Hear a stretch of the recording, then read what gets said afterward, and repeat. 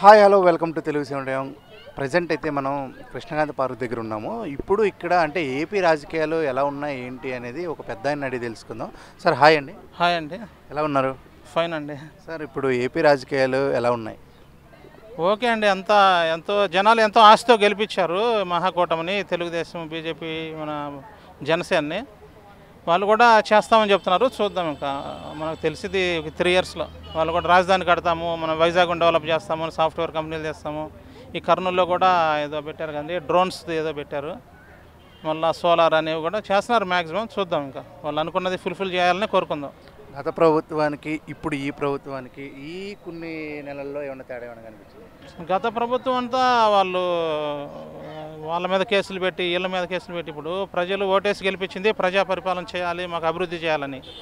వాళ్ళు వచ్చిన కాడ నుంచి రాజకీయంగా వాళ్ళ మీద కేసులు పెట్టి అచ్చెన్నాయుడు గారిని తిప్పారు. అప్పుడంతా ప్రతి ఒక్కరు, కోడెల శివప్రసాద్ గారు చనిపోయారు, చాలా జరిగినాయిలేండి. ఇంకంతా వాళ్ళు వ్యక్తిగతంగా తీసుకున్నారో మరి పార్టీ పరంగా మొత్తానికి ప్రజాపాలన కంటే కూడా అవి ఎక్కువ జరిగినాయి. ఒక కక్ష రాజకీయాలు అనుకో అవి జరిగినాయి ఎక్కువ. సో ఇప్పుడే చేయాలని చూస్తున్నారు, రాజధాని కట్టాలి, డెవలప్ చేయాలని. వాళ్ళని కోరుకుందాం, ఆశిద్దాం. ఓకే, ఇప్పుడు మోడీ గారు వచ్చిన తర్వాత అమరావతికి ఒక అంటే మళ్ళా వచ్చేలా ఉంది అనేసి అంటున్నారు. మీరేమంటారు? వాళ్ళు ఫండ్స్ కూడా ఇస్తున్నారు కదండి, బ్యాంకుల నుంచి కూడా చాలా ఇదే లాంగ్ టైంలో రీపేమెంట్ చేసేటట్టు దాదాపు 50,000 కోట్లు అప్పులు ఇచ్చాము, కడతామని చెప్తున్నారు. టెండర్లు కూడా పిలిచారు. దాదాపుగా అవినీతి జరగకుండా చూసుకుంటే దాన్ని కరెక్ట్గా పర్యవేక్షణ చేసి, మిస్టేకులు లేకుండా కరెక్ట్గా నిర్మాణాలకు ఇల్లు కూడా పర్యవేక్షణ చేసి బాగా చూసుకుంటే ఖచ్చితంగా పూర్తయింది. ఆ టైం లైన్ కూడా చూసుకుంటే అంతా. ఇప్పుడు మన హైదరాబాద్ హైటెక్ సిటీ ఎలా అయితే తయారైందో అమరావతి అలా తయారయ్యే అవకాశం ఉందంట. వాళ్ళు ఐటీ అంతా ఇక్కడ వైజాగ్లో పెడతామని చెబుతున్నారు కదండి. ఇక్కడ ఏదో క్వాంటమ్ సిటీ అని పెట్టారు. హైదరాబాద్ ఎప్పుడో దాదాపు ఒక 30 సంవత్సరాల నుంచి డెవలప్ అవుతూ వచ్చింది ఐటీ అనేది. 95 నుంచి స్టార్ట్ అయింది. కాబట్టి అమరావతికి హైదరాబాద్కి పోలికొద్దులేండి, వాళ్ళు వెళ్తున్నారు వాళ్ళ వేలో. అంతే హైదరాబాద్ని అందుకోలేదండి, ఓపెన్గా చెప్తున్నాం. అంతే, చిన్న విషయం కాదు. కానీ మినిమం అయితే అందుకు ఒక 50% చేసినా సరిపోద్ది కదా. హైదరాబాద్లో 20% అందుకుంటే వాళ్ళు గ్రేట్ అచీవ్మెంటే. ఇప్పుడు అలా అందుకోనే తట్టే ఉందా ఇప్పుడు ఏపీలో? అదే అండి, రాజధాని పూర్తి అయితే వాళ్ళు ఏదో నవనగరాలు అని చెప్తున్నారు కదండి. హెల్త్ సిటీ అని ఒకటి, స్పోర్ట్స్ సిటీ ఒకటి, మళ్ళీ హాస్పిటల్స్ అవి దాన్ని ఏమంటారు హెల్త్ సిటీ ఏదో చెప్తున్నారు. మొత్తం ఆ సిటీస్ వాళ్ళు అనుకున్న ప్రకారం పూర్తి చేస్తే ఒక 20% రీచ్ అవుతారు హైదరాబాద్ సిటీలో. ఓకే, ఇప్పుడు జగన్ గారు 2.0 అది ఇది అంటున్నారు. ఇప్పుడు వీళ్ళు చేసిన దాన్ని బట్టి జగన్ గారు ఉన్న మాటలకి ఏంటి అసలు? అది జగన్ అంటే వీళ్ళు వాళ్ళ మీద కేసులు పెడుతున్నారు. అందరు బయట ఉంటారు కదండి, కేసులు పెట్టినా ఏమున్నా సరే ఏమో మరి వాళ్ళు బయటే తిరుగుతూనే ఉన్నారు. చూశారు కదా, అప్పటికిప్పుడు చాలా తేడా ఉంది. వాళ్ళు ఊరక అంటమే కానీ వీళ్ళు అట్లా రాజకీయాలు ఏం లేవులేండి, కక్ష రాజకీయాలు. పోలీస్ డిపార్ట్మెంట్ ఏదో వెళ్తున్నారు ముందుకి. వాళ్ళు ఇంత మటుకు ఒకరిని కూడా లోపలేసింది లేదు, ఏం చేసింది కూడా ఏం లేదు, జరుగుతూ ఉన్నాయి. అది ఇప్పుడు పథకాలు ఎలా ఉన్నాయి సార్? చెప్పిన పథకాలన్నీ అమలు చేస్తున్నారా? ఈ పెన్షన్ ఒకటి వచ్చిందండి, మిగతాయి ఏదో ఆగస్టులో వస్తాము, రైతు భరోసా కావచ్చు, వేరే ఇస్తామని చెప్పారు. ఇంత మట్టుకైతే ఏం రాలేదు. నెక్స్ట్ కమింగ్ మంత్స్లో ఇస్తామని చెప్తున్నారు, చూద్దాం. ఓకే, లోకేష్ గారి గురించి ఒక మాటలో చెప్పాలంటే ఏం చెప్తారు? లోకేష్ గారు నాట్ బ్యాడ్ అండి, చేస్తున్నాడు. ఓకే, చేయాలని తపన ఉంది, చేస్తున్నాడు అంతే. పవన్ కళ్యాణ్ గారి గురించి కొంచెం ఆయన ప్రజల్లో తిరిగిన వ్యక్తి, నటుడు, మంచి నటుడు కాబట్టి ఆయనకి కొంచెం ప్రజల్లో మాట్లాడటం కానీ కలవటం కానీ ఏదన్నా ఎక్స్ప్రెషన్ చేయగలుగుతాడు, బాగా ఎక్స్ప్రెస్ చేయగలుగుతాడు, జనాలను కూడా మోటివేట్ చేయగలుగుతాడు. కొంచెం హిందూ మతం గురించి కూడా ఆయన కొంచెం తిరుగుతున్నాడు, చాలా అభినందించదగిన విషయం. ఎవరు పట్టించుకున్న వాళ్ళు ఎవరు హిందూ మతం అనేదిని ఒక మోటివేషన్ అనేది తీసుకొని వస్తున్నారు. అందరూ హిందువులు అందరూ కలిసి ఉండాలి అని చెప్పేసి గొప్ప విషయం అది. ఇప్పుడు గతంలో వేరే పార్టీ ఉంది, ఇప్పుడైతే 3 పార్టీలు కలిసి వచ్చాయి. ఇంకా రాబోయే కాలంలో ఇంకా ఏమేం చేస్తే మంచిది అంటారు?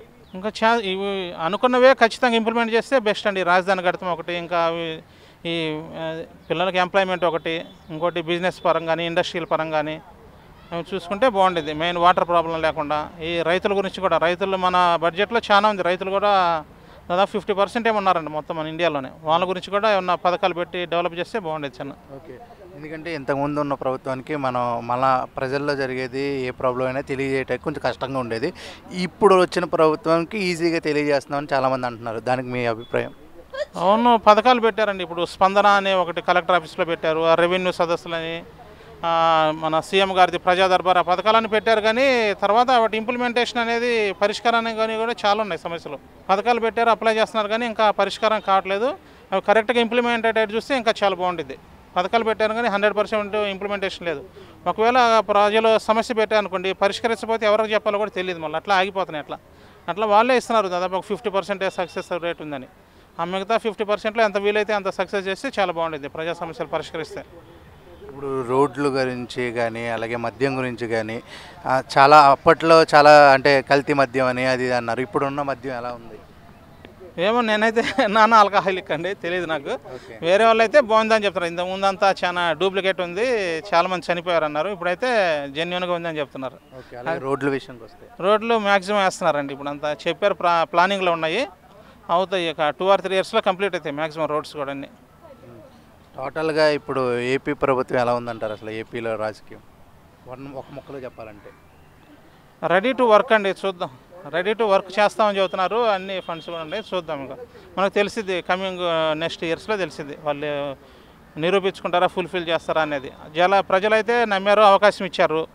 వీళ్ళు కూడా దాన్ని మరి చూద్దాం, చేస్తామనే చెప్తున్నారు. అన్నీ రెడీగానే ఉన్నాయి, దాదాపు అయిద్దని అనుకుందాం. ఓకే. అలాగే చూసుకున్నట్టయితే సినిమా రంగానికి కూడా చాలా సపోర్ట్గా ఉన్నారు. ఇంతకుముందు ఉన్న పార్టీ సపోర్ట్ లేదు, ఇప్పుడున్న పార్టీ బాగా సపోర్ట్ ఉంది. ఎందుకంటే తెలంగాణలో కన్నా ఏపీలో రేట్లు కూడా పెంచుతున్నారు. దాని గురించి చెప్పమంటే ఏం చెప్తారు? సినిమా ఫీల్డ్ అక్కడ తక్కువేలేండి, మన ఆంధ్రాలో టికెట్స్ రేట్స్ పెంచుతున్నారు కదా, థియేటర్ రిలీజ్ అప్పుడు గట్ట.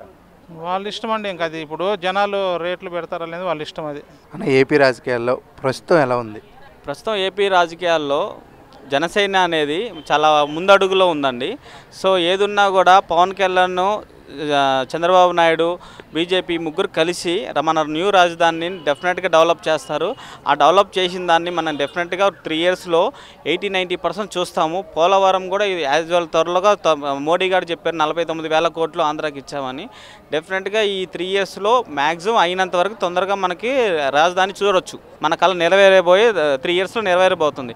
ఇదివరకు 3 రాజధానులన్నీ జగన్మోహన్ గారు చెప్పిన విధానానికి ఇప్పుడు మనం చూడబోయే రాజధానికి డెఫినెట్గా తేడా ఉందండి. అది 3 రాజధానులు అనేది ఎక్కడ లేదు ఆల్ ఓవర్ వరల్డ్లో. సో మన జగన్మోహన్ గారు తీసుకొచ్చిన దానివల్ల ఆయన చాలా వరకు వెనకబడ్డారు. ఓకే. ఇప్పుడు జగన్ ఈజ్ బ్యాక్ 2.0 జస్ట్ ఇంకా 3 years అన్నట్టే అనేసి అంటున్నారు. అసలు రాగలరంటారా? సో జగన్ అనేది ఇప్పుడు ఉన్న స్కామ్లో ఆయనకి మొన్న కేసీ రెడ్డి కూడా ఒక వార్నింగ్ చెప్పడం జరిగింది. సో నా స్కామ్లో జగన్ గారు చెప్పడం వల్ల నేను చేశాను, దానివల్ల నాకు ఇంత నష్టం జరిగింది. ఇది కూడా మైనస్ పాయింట్ అండి జగన్ గారికి. సో ఏదున్నా కూడా కూటమి ఉన్న రోజు జగన్ రావడం అనేది చాలా కష్టం ఆంధ్ర ఉన్న పొజిషన్లో. ఇప్పుడు పవన్ కళ్యాణ్ గారు ఎలా చేస్తున్నారు అసలు? పవన్ కళ్యాణ్ అనేది మన రాజకీయ పరంగా అతను ఎంచుకున్న ఒక శాఖ ఇచ్చారు అతనికి. ఆ శాఖను బాగా నిలబెడుతున్నాడు. అతను ఏం కావాలో అది చూసి పవన్ కళ్యాణ్, చంద్రబాబు నాయుడు డిస్కస్ చేసేసి దాన్ని శాఖను కరెక్ట్గా నిలబెడుతున్నాం. మొన్న పిఠాపురంలో కూడా అతను రోడ్లు వేయించాడు. పిఠాపురం చాలా అభివృద్ధి చెందండి. అప్పటికి ఇప్పటికీ పిఠాపురంలో ప్రతి ఒక్కడు, ఇక్కడ చిన్న చిన్న వ్యాపారాలు చేసుకున్న ప్రతి ఒక్కరు పిఠాపురం గురించి, అతను చేసిన పరిపాలన గురించి ఆ ఊరు మనిషిని అడిగితే మనకి ఏం జరిగింది అనేది, ప్రస్తుతం ఎంత ఉంది, గతంలో ఏం జరిగింది అనేది ప్రతిదీ మనం వాళ్ళ వాయిస్లోనే మనం వినొచ్చండి. ఎందుకంటే ఇక్కడ లోకల్లో కూడా చిన్న చిన్న స్ట్రీట్ వ్యాపారాలను చేసుకునేటోళ్ళు కూడా అతని గురించి చాలా గర్వంగా చెప్తున్నాడు. సో నేను ఈ పవన్ కళ్యాణ్ నేను ఓటేశాను కాబట్టి నాకు ఇవి సంక్షేమ పథకాలు వచ్చాయి, నేను ఇలా అభివృద్ధి చెందాను, నాకు ఇవి పథకాలు వచ్చాయని చాలా అద్భుతంగా చెప్పుకుంటున్నారు. So hands up to Pavan Kalyan. Okay. Chandrababu Naidu గారి గురించి అంటే గతంలో అతను ఉమ్మడిగా ఉన్నప్పుడు 14 సంవత్సరాలు సీఎంగా చేశాడు. సో అతనికి చాలా ముందు చూపు ఉంది. అతను 14 years చేశాడు కాబట్టి ఎలా డెవలప్ చేయాలి, హైదరాబాద్ని ఎలా ముందుకు తీసుకెళ్ళాడు, అమరావతిని ఎలా తీసుకెళ్ళాలి అని ప్రతిదీ ఆయనకి ఐడియా ఉందండి. దాని త్రూ ఒక ఏ టెక్నాలజీ తీసుకొచ్చారు. ఆ టెక్నాలజీల ద్వారా ఇది ఆంధ్రప్రదేశ్ అనేది మనం ఆల్ ఓవర్ వరల్డ్లో ఇలాంటి రాజధాని, ఇలాంటి స్కిల్స్ ఉన్నది మళ్ళీ ఎక్కడ చూడలేమండి. ఆయన ఉన్నంత వరకు అద్భుతంగా కడతాడండి అమరావతిని అయితే. అదొక డ్రీమ్ ప్రాజెక్ట్ లాగా నిలబడిపోతుంది ఆల్ ఓవర్ వరల్డ్. ఇండియా లెవెల్లో అలా నిలబడుతుంది. టోటల్గా అయితే ఏపీ రాజకీయాలు ఈ నెలల్లో చాలా బాగా చేస్తున్నారని చెప్పి బయట కూడా పేరుంది. వాళ్ళు ఇచ్చిన స్కీమ్స్ కూడా అన్నీ అమలు చేస్తున్నారా? సో ఇప్పుడున్న స్కీమ్స్ అన్నీ అంటే కొన్ని అప్ అండ్ డౌన్ అయితే అవ్వచ్చుండండి. కాకపోతే మనకు ఫస్ట్ ఆఫ్ ఆల్ మనకి ఇన్కమ్ సోర్స్ లేదు. ఇన్కమ్ సోర్స్ ఉంటే మన పథకాలు చంద్రబాబు దగ్గర ఉన్న ఐడియాస్ కానీ ఎవరి దగ్గర లేవు. ఆయన చెప్పిన ప్రతి పాయింట్, ఆయన చెప్పింది ఏదున్నా కూడా అమలు చేస్తే దానికే చేస్తాడు. సో మోడీ కూడా మనకు ప్రత్యేక హోదా ఇచ్చి మన ఆంధ్రప్రదేశ్ని ఏదన్నా అభివృద్ధి చేస్తాను, సో నేను ఇంత ఫండ్స్ ఇస్తాను, మనకు ప్రత్యేక హోదా తీసుకొస్తానని ఆయన ఏమైనా హామీ ఇచ్చుంటే మనం డెఫినెట్గా చంద్రబాబు నాయుడు ఇచ్చిన ప్రతి హామీ ఖచ్చితంగా నెరవేరుస్తాడు. ఆ నెరవేర్చిన దాన్ని మనం రేపు రాజధానిలో వెళ్ళినప్పుడు మనకు కనపడుతుంది. ఓకే, ఇంకా ఏం ఎక్స్పెక్ట్ చేస్తున్నారు ఏపీ ప్రభుత్వం దగ్గర? ఏపీ ప్రభుత్వం నుంచి నేను ఒక్కటే ఎక్స్పెక్ట్ చేస్తున్నానండి, వాళ్ళు మనకి మనం ఏమి ఇచ్చామని కాదండి అనేది, మనకి ఒక ప్రతి పౌరుడి దగ్గర నా దగ్గర రాజధాని లేదని చాలా కుంగిపోతున్నాడు. ప్రతి స్టూడెంట్ కానీ ప్రతి ఉద్యోగి కానీ రాజధాని లేని నగరం ఏది ఉందంటే ఆల్ ఓవర్ ఇండియాలో మన ఆంధ్రప్రదేశ్ అండి. సో రాజధాని లేకుండా ఇన్ని సంవత్సరాలు 10 సంవత్సరాలు ఉన్నామంటే అది ఎంత మైనస్ అండి. కేవలం ఒక 5 సంవత్సరాల్లో ముందుకెళ్లాల్సిన వాళ్ళం 5 సంవత్సరాలు వెనక్కి వెళ్ళిపోయాం మనం రాజధాని లేకపోవడం వల్ల. అందరి నోటిలో మనం ఒక చూయింగం లాగా అట్లా నాంతూ వచ్చినాం మనం ఇన్ని సంవత్సరాలు. ఓకే, ఇప్పుడు బీజేపీ ప్రభుత్వం ఏముంటుందంటే పవన్ కళ్యాణ్ గారిని వాడుకుంటున్నారు అనేసి చిన్న ప్రకాష్ రాజ్ గారి విమర్శ కూడా వేయడం జరిగింది. దానికి మీరు ఇచ్చే సమాధానం? సో ప్రకాష్ రాజ్ గారు అంటే చెప్తుంటా ఉంటారండి. ఆల్రెడీ లోకల్ ఎన్నికల్లో కూడా ఆయనకు బీజేపీ గురించి ఎంతవరకు తెలుసో నాకు తెలీదు. సో అతను ఏమంటాడంటే లోకల్ ట్రైన్తో పోల్చడం, ఎక్కటం దిగటం అనేది చెప్తున్నాడు. సో అది కరెక్ట్ కాదండి. ఏదన్నా ఉంటే పరిపాలన ఉంటే ముందుకొచ్చి తన సత్తా చూపించి తనకి ఎందుకు కావాలో తెలుసుకోవాలి, కానీ ఒకరి ముంచి ఇలా మాట్లాడి చేయటం అనేది నేను తీవ్రంగా ఖండిస్తున్నానండి. అది ప్రకాష్ రాజ్ గారు కరెక్ట్ కాదండి. అది పవన్ కళ్యాణ్ మాట్లాడతాం. థ్యాంక్ యూ అండి. బాలకృష్ణ గారి గురించి చెప్పాలంటే? సో బాలకృష్ణ గురించి చెప్పాలంటే హిందూపురానికి వాళ్ళ డాడీ నుంచి ఎన్టీ రామారావు గారి నుంచి వస్తున్న వారసత్వం అండి. అది ఆస్తుల్లాగా ఇది మన రాజకీయ ద్వారా ఆయన 1979లో రాజకీయ పార్టీ పెట్టిన కాడి నుంచి ఎన్టీ రామారావు గారికి కలిసి వచ్చినది హిందూపురము. సో ఏదున్నా కూడా హిందూపురం నుంచి వారసత్వంగా బాలకృష్ణ ఎన్ని సంవత్సరాలు ఉంటాడో అన్ని సంవత్సరాలు హిందూపురం నుంచి ఎమ్మెల్యే అవుతాడు.